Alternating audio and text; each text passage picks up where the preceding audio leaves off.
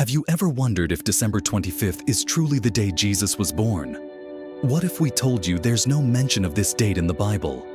In fact, the real birth date of Jesus might be hiding in plain sight, woven through 7 fascinating clues in Scripture, from a Roman census that moved the world, to the alignment of the stars above Bethlehem, to the powerful symbolism of ancient Jewish festivals. Everything points to a date far different from what we've been taught. But this video isn't just about uncovering a mystery. It's about understanding the deeper meaning of Christmas. What if the significance lies not in the date, but in the profound truth of God becoming flesh to dwell among us? In this journey through history, astronomy, and Scripture, we'll reveal why Jesus' birth date matters and how it connects to the greatest miracle ever told. Stay with us, because by the end of this video, you might see Christmas in a way you've never seen before. And if you're enjoying this exploration, don't forget to like this video and subscribe to our channel for more fascinating insights. Every year, millions around the world celebrate Christmas on December 25th, commemorating the birth of Jesus Christ. However, the exact date of Jesus' birth remains one of history's enduring mysteries. The Gospels do not specify a date, and historical and astronomical analyses have led scholars to propose various time frames, often suggesting that Jesus was born in a different season or year than traditionally believed. The Gospel of Luke mentions a decree from Caesar Augustus that required a census, leading Joseph and Mary to travel to Bethlehem. This event is pivotal in the Nativity story, but its timing has been the subject of much debate. Some scholars argue that such a census would have been impractical during the harsh winter months, suggesting a more plausible time frame in spring or autumn when travel conditions were more favorable. This perspective challenges the traditional December 25th date, proposing that Jesus' birth may have occurred during a milder season. The Star of Bethlehem is another intriguing element. Some researchers have explored the possibility that this star was a significant astronomical event, such as a planetary conjunction. For instance, a notable alignment of Jupiter and Saturn occurred around 7 BC, which could have been interpreted by contemporary astrologers as a portent of a significant birth in Judea. This theory aligns with the idea that Jesus may have been born several years earlier than the traditional date. The Gospel of Luke describes shepherds tending their flocks at night during the time of Jesus' birth. In the Judean region, shepherds typically graze their sheep in open fields from spring to early autumn. The presence of shepherds outdoors at night suggests that Jesus' birth may have occurred during these warmer months, rather than in December when temperatures drop and conditions become less hospitable. Historical records indicate that King Herod the Great, who plays a role in the Nativity narrative, died around 4 BC. This has led scholars to propose that Jesus was likely born between 6 and 4 BC, earlier than the traditionally assigned date. This adjustment in the timeline also raises questions about the accuracy of the December 25th celebration. The selection of December 25th as the date to celebrate Jesus' birth emerged centuries after the actual event.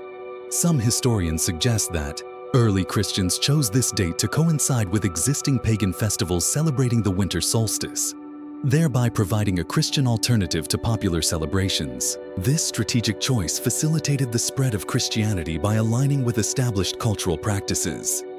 While the exact date of Jesus' birth remains uncertain, the theological significance of the event transcends the specifics of the calendar. The Nativity represents the incarnation of God in human form, a foundational tenet of Christian faith. This profound mystery invites reflection on the themes of humility, divine love, and redemption, which are central to the Christmas celebration regardless of the precise date. While December 25th has been traditionally celebrated as the birth of Jesus, historical and scholarly investigations suggest that the actual date may differ. These explorations enrich our understanding of the historical context of Jesus' birth and invite deeper reflection on the spiritual significance of the Incarnation. Ultimately, the essence of Christmas lies not in pinpointing a specific date, but in commemorating the profound mystery of God becoming man to bring salvation to humanity. The quest to pinpoint the exact date of Jesus Christ's birth has intrigued scholars and theologians for centuries. While December 25th is globally recognized as the day to celebrate this monumental event, historical and scriptural analyses suggest that the actual date may differ. One compelling line of inquiry involves examining the priestly duties of Zechariah, the father of John the Baptist, as detailed in the Gospel of Luke. Zechariah was a priest from the division of Abijah, one of the 24 priestly divisions established during King David's reign, each assigned to serve in the temple for a week, twice a year.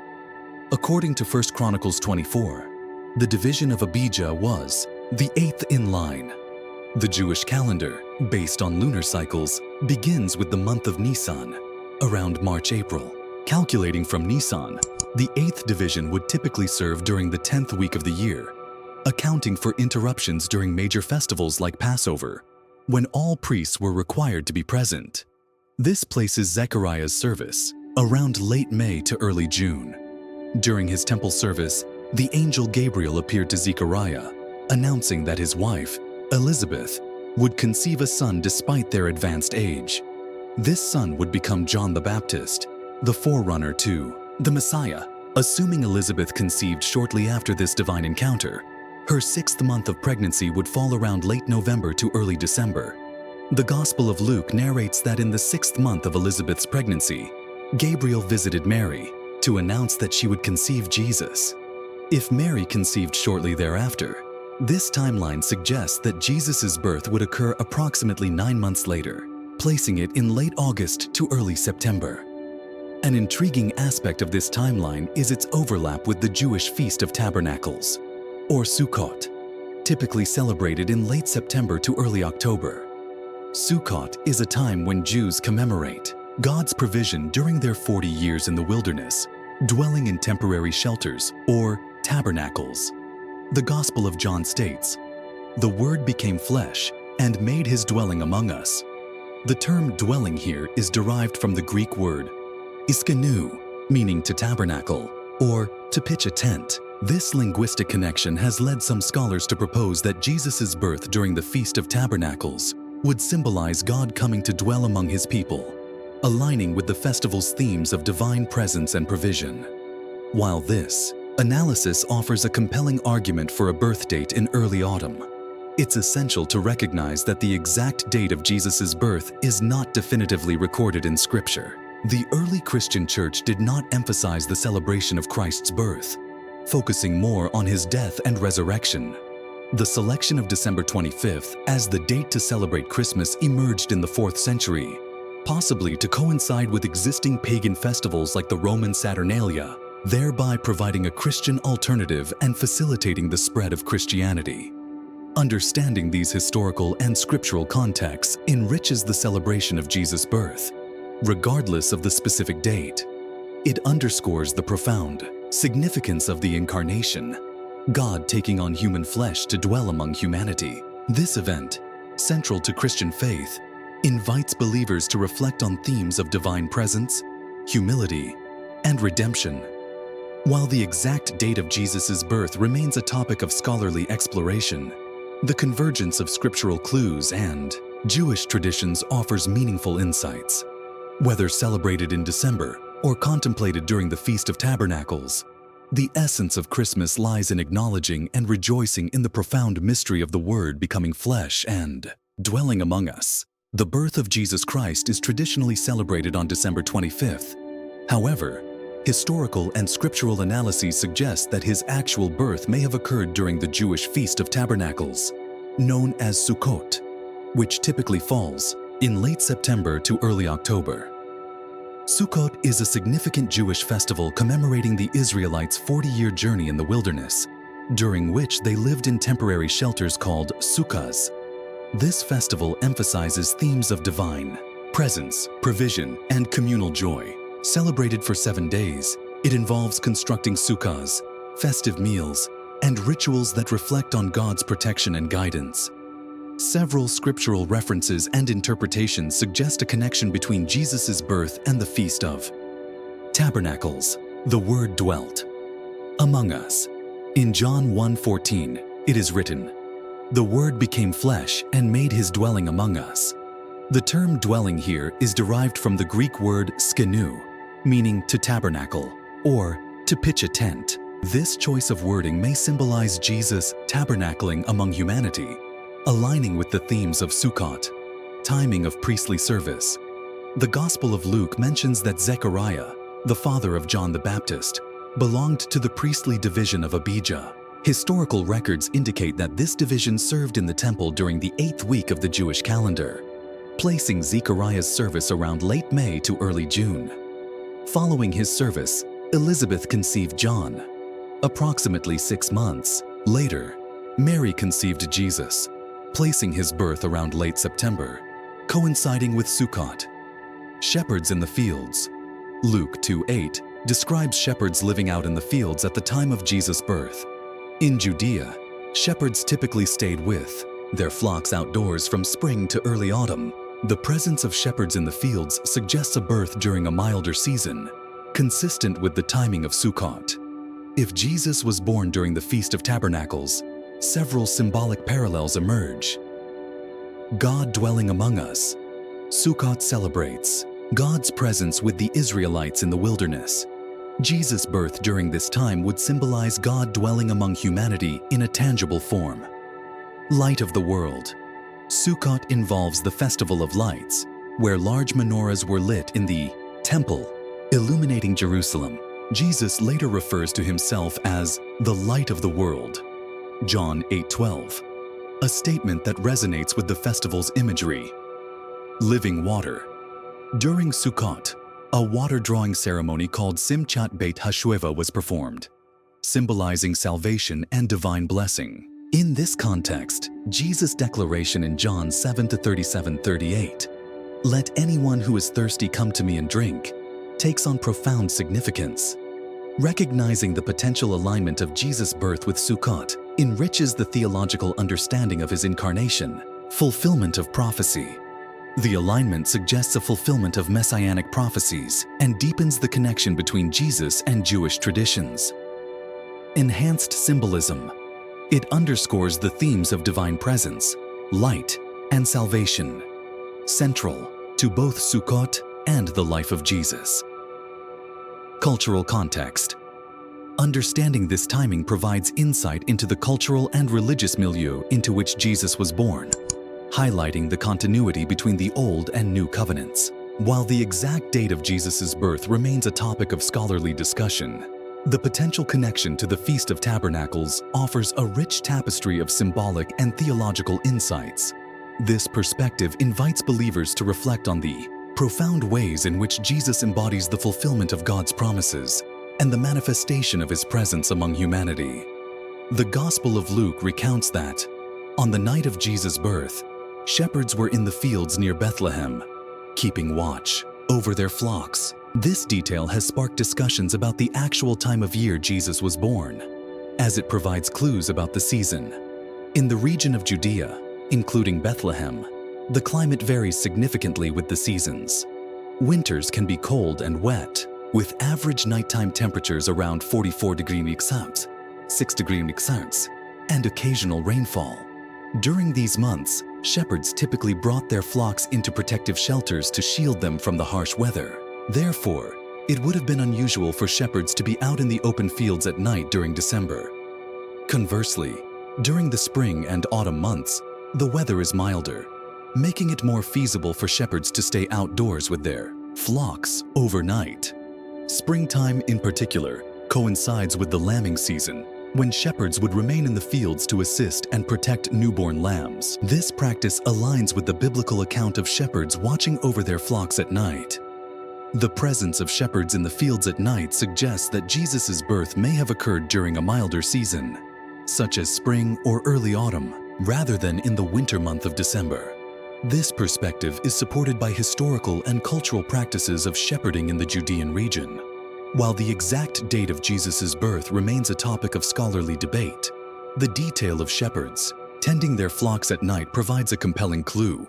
It suggests that the nativity may have taken place during a time of year when outdoor shepherding was customary, likely in the milder seasons of spring or autumn.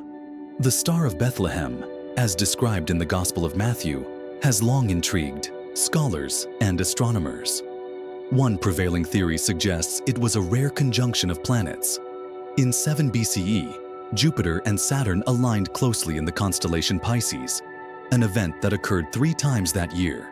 Such a conjunction would have appeared as a bright, unified point of light in the night sky, potentially explaining the phenomenon observed by the Magi. This interpretation aligns with historical records and astronomical calculations, offering a plausible naturalistic explanation for the biblical account. While definitive evidence remains elusive, the planetary conjunction theory provides a compelling intersection of science and scripture, shedding light on this enduring mystery. The Star of Bethlehem, as described in the Gospel of Matthew, has long intrigued scholars and astronomers, leading to various theories about its nature. One prominent hypothesis suggests that the star was a rare conjunction of planets. In 7 BCE, Jupiter and Saturn aligned closely in the constellation Pisces, an event occurring 3 times that year. Such a conjunction would have appeared as a bright point of light in the night sky, potentially explaining the phenomenon observed by the Magi. Another possibility is that the Star of Bethlehem was a nova, or supernova, a stellar explosion resulting in a sudden, intense brightness visible from Earth for weeks or months. However, no definitive records of such an event have been found in the relevant historical period, making this theory less certain. Some have proposed that the star was a comet, appearing as a moving object in the sky and potentially guiding the Magi on their journey. However, in the cultural context of that era, comets were often viewed as omens of misfortune rather than signs of hope, rendering this explanation less likely. Astronomer Michael R. Molnar offers an astrological perspective, suggesting that the star in the east refers to a specific astrological event. He points to a double occultation of Jupiter by the moon in the constellation Aries on April 17, 6th BCE. In ancient astrology, such an event could signify the birth of a divine king in Judea. Beyond astronomical explanations, some scholars and theologians propose that the Star of Bethlehem was a miraculous event, orchestrated by divine intervention. This perspective emphasizes the star's role in guiding the Magi directly to the birthplace of Jesus, suggesting a phenomenon beyond naturalistic explanations. While the exact nature of the Star of Bethlehem remains a topic of debate, these theories, ranging from planetary conjunctions and stellar explosions to astrological events and supernatural occurrences, offer diverse perspectives on this enduring mystery. Each hypothesis provides insight into how ancient observers might have interpreted celestial phenomena in the context of significant terrestrial events. The massacre of the innocents, as recounted in the Gospel of Matthew, describes King Herod's order to kill all male children in Bethlehem aged 2 and under, aiming to eliminate the newborn King of the Jews. This event provides significant insight into the timeline of Jesus' birth. Historical records indicate that King Herod the Great died in 4 BCE. Given that Herod ordered the massacre based on the Magi's report about the star's appearance up to 2 years prior, it suggests that Jesus was born between 6 and 4 BCE. This timeframe aligns with historical estimates of Jesus' birth. While the massacre is not documented outside the Gospel of Matthew, it is consistent with Herod's known character. Historical accounts describe him as paranoid and ruthless, eliminating any perceived threats to his throne, including members of his own family. The absence of external records about the massacre could be due to Bethlehem's small size, where the number of male infants would have been relatively low, possibly between 6 and 20.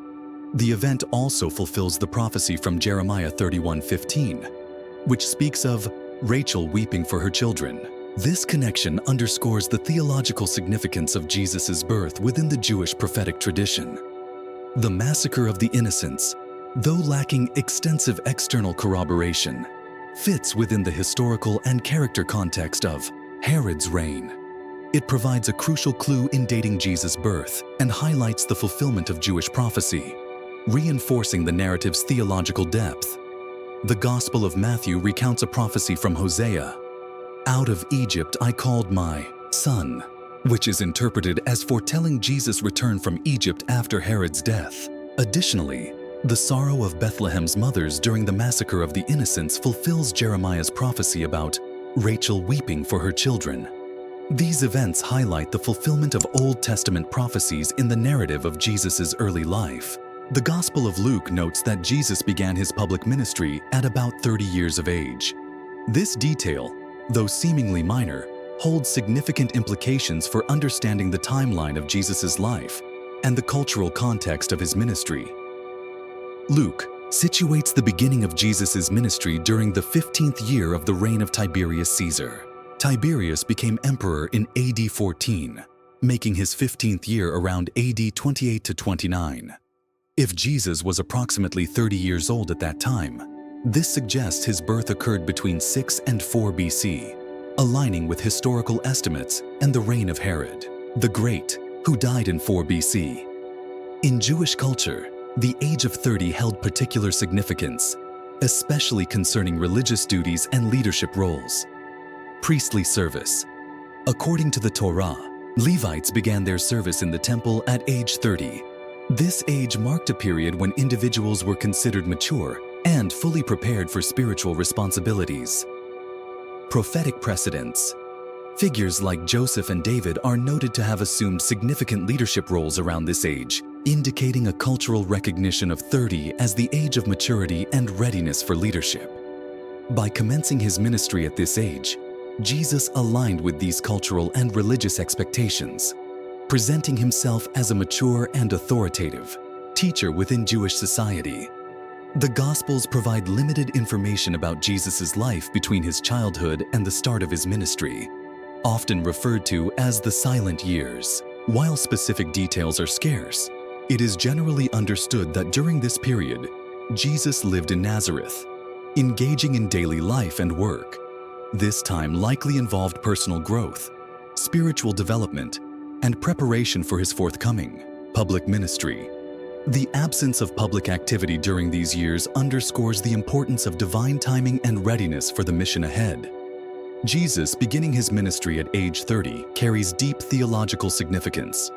Fulfillment of righteousness. By adhering to cultural norms, Jesus demonstrated his commitment to fulfilling all aspects of righteousness, aligning his actions with societal expectations to effectively minister to the people. Identification with humanity.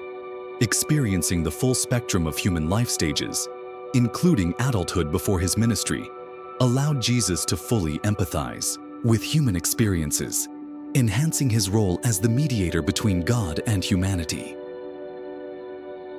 Divine timing.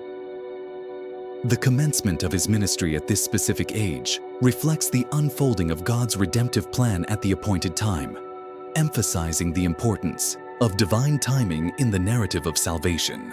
The detail that Jesus began his ministry at about 30 years of age is more than a chronological marker.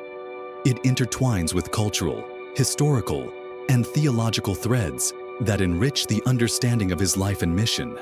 This timing aligns with Jewish traditions of leadership and service, fulfills prophetic timelines, and underscores the deliberate unfolding of divine purposes in the redemption narrative. The Incarnation, the divine act of God becoming human in the person of Jesus Christ, transcends its historical context, offering timeless messages of hope, love, and forgiveness that continue to resonate today. Consider the aftermath of the 2010 Haiti earthquake, one of the most devastating natural disasters in recent memory. Amidst the widespread devastation, stories emerged of individuals and communities demonstrating remarkable resilience and hope. These narratives highlight the enduring human spirit's capacity to find light even in the darkest times, mirroring the hope embodied in the Incarnation. In our daily lives, seemingly small acts can have profound impacts. For instance, a teacher repeatedly mispronounced a student's name, causing unintended distress. When the student responded with forgiveness and understanding, it not only resolved the immediate issue, but also left a lasting impression on the teacher about the power of compassion and forgiveness. Forgiveness is a cornerstone of the Incarnation's message. Embracing forgiveness can lead to inner peace and healing, transforming relationships and personal well-being. As one individual reflected, Letting go of fear and returning to pure love allows for a shift in perception, enabling miracles to unfold in our lives. These contemporary stories reflect the enduring significance of the Incarnation's message. They remind us that hope can emerge from despair, love can heal wounds, and forgiveness can lead to profound personal transformation. By embodying these principles in our lives, we continue the legacy of the Incarnation, bringing its timeless message into the modern world. Determining the exact date of Jesus Christ's birth has long intrigued scholars and theologians. While December 25th is traditionally celebrated, various historical and astronomical clues suggest a different timeline. Conception of John the Baptist. According to the Gospel of Luke, John the Baptist was conceived after the angel Gabriel appeared to his father, Zechariah, who belonged to the priestly division of Abijah. Historical records indicate that the Abijah division served in the temple around June. If John was conceived shortly thereafter, and considering that Jesus was conceived 6 months later, this places Jesus' conception around December, leading to a birth in September or October of the following year. Astronomical events. The Star of Bethlehem, which guided the Magi, has been a subject of much speculation. Some scholars propose it was a planetary conjunction. Notably, a conjunction of Jupiter and Saturn occurred in 7 BC, which could have been interpreted as a significant celestial event, signaling the birth of a new king. Herod's decree. King Herod the Great, who sought to kill Jesus by ordering the massacre of male infants, died in 4 BC.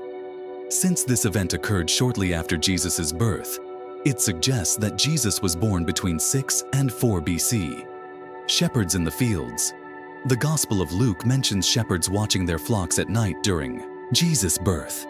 In Judea, shepherds typically stayed in the fields with their sheep from spring to early autumn. This detail implies that Jesus was likely born during these warmer months, making a December birth less probable. Roman census. The Gospel of Luke also references a census decreed by Caesar Augustus, prompting Joseph and Mary to travel to Bethlehem. Conducting such a census during winter would have been impractical due to harsh weather conditions. Therefore, it's plausible that the census took place in a more temperate season, such as autumn. Feast of Tabernacles. Some scholars draw a connection between Jesus' birth and the Jewish Feast of Tabernacles, Sukkot, celebrated in late September to early October. The Gospel of John states, "The Word became flesh and made his dwelling among us." The term dwelling can be translated as tabernacled, suggesting a symbolic link to this festival, which commemorates God's presence among his people. The Anno Domini AD calendar system, introduced by the 6th century monk Dionysius Exiguus, aimed to center the calendar around Jesus' birth. However, Dionysius lacked access to comprehensive historical data, leading to miscalculations. Consequently, the calendar does not align perfectly with the actual year of Jesus' birth, which is now estimated to be between 6 and 4 BC. While the traditional celebration of Jesus' birth on December 25th holds significant cultural and religious importance, historical and astronomical evidence suggests that the actual event likely occurred in September or October between 6 and 4 BC. These insights not only enhance our understanding of historical timelines, but also deepen the contextual appreciation of the Nativity story. The determination of December 25th as the date to celebrate Jesus Christ's birth is a confluence of historical calculations, theological symbolism, and cultural integration. While the exact birth date of Jesus remains uncertain, several factors contributed to the establishment of this specific date in the Christian calendar. In the 6th century, the monk Dionysius Exiguus introduced the Anno Domini AD system, aiming to center the calendar around the incarnation of Jesus Christ. His primary objective was to replace the Diocletian era, named after an emperor notorious for persecuting Christians, with a system that honored Christ. However, Dionysius faced challenges due to limited historical records and the complexities of correlating various dating systems. Notably, he did not account for the fact that King Herod the Great, who, according to the Gospels, was alive at the time of Jesus' birth, died in 4 BC.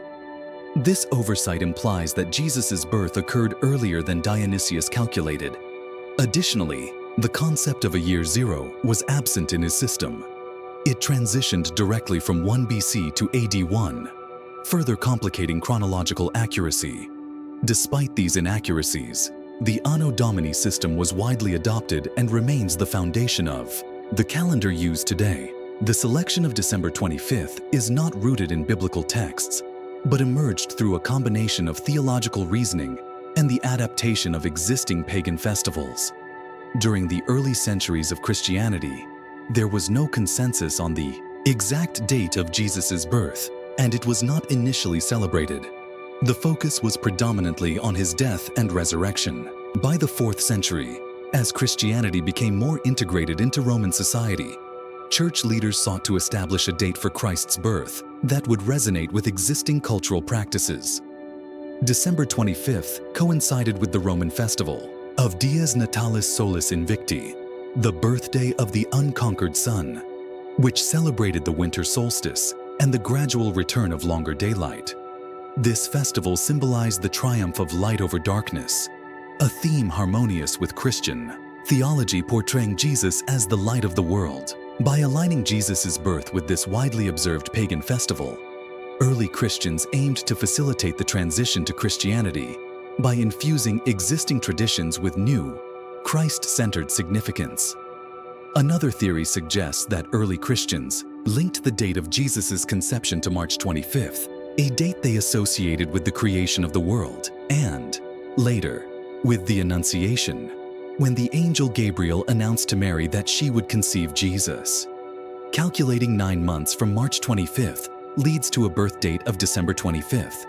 This method reflects a desire to connect significant events in Jesus' life with symbolic dates in the liturgical calendar, emphasizing the theological belief in Jesus as the incarnate Word entering the world. The adoption of December 25th also facilitated the spread of Christianity by allowing converts to retain certain cultural festivities while redirecting their focus toward Christian significance. By transforming a pagan celebration into a Christian holy day, church leaders provided a familiar framework within which new believers could express their faith, thereby easing the cultural transition and promoting the acceptance of Christian doctrines. While the precise date of Jesus' birth remains unknown, the establishment of December 25th as its celebration reflects a strategic and symbolic convergence of theological intent, cultural adaptation, and historical context. This date, though not biblically mandated, has become a profound symbol of the Incarnation, embodying the light and hope central to the Christian faith. The precise date of Jesus Christ's birth has long been a topic of scholarly debate, with no definitive conclusion reached. Interestingly, the apostles and early Christians did not commemorate his birth. Their focus was primarily on his death and resurrection, events central to the Christian faith. This historical context suggests that pinpointing the exact birth date is not essential to Christian practice. The true essence of Christmas lies not merely in celebrating the birth of Jesus as an infant, but in honoring the profound mystery of the Incarnation, the moment when God became flesh. This event signifies God's immense love for humanity, offering salvation and bridging the gap between the divine and human realms. As noted in theological reflections, the Incarnation encompasses the entirety of Christ's work, including his life, death, and resurrection, underscoring its significance beyond the nativity scene.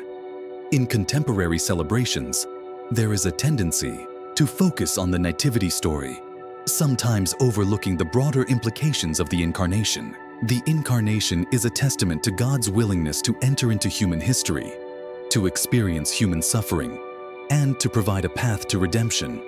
As one theologian aptly puts it, Christmas is about the incarnation of Jesus, the incarnation of the eternal Son of God.